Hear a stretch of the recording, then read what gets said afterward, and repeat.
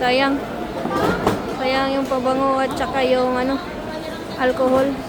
Ayun o. Oh, mga bawal. Hindi na nila nakawa. Sayang lang. Kaya yung ano, talagang sinabing bawal, wag nang dalhin kasi may iwan lang naman dito. Doon sa akin eh. Kahit maliit na ganyan. Basta liquid. Hindi ako nagdadala niya. Ginagay ko doon sa luggage. Dapat sa luggage. Yung sa akin, nakalimutan. Mahirap pag ano. Oh, may music pa. Oh. Pag talaga ano. Nakalimutan ko. Kapag sayang naman ang bench. Wala na yung laman. Sayang naman ang pabango. Wala na yung laman.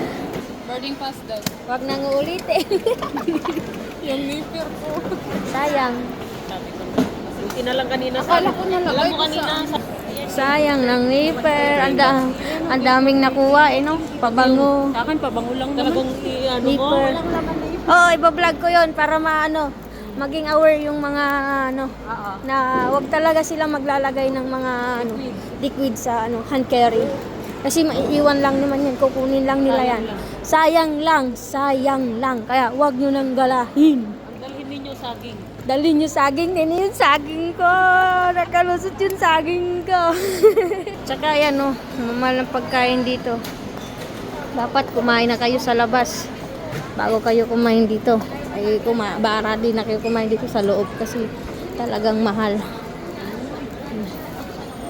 Banana cheese. How much? Magkano kaya yan? Ayan guys, nakapasok na kami. Dito na kami sa loob. Po tayo. Saan sila? Ayan yung airplane. AirAsia ka. Philippines. Ayun yung sasakyan natin. Ang layo. Ang layo pa ng lalakad.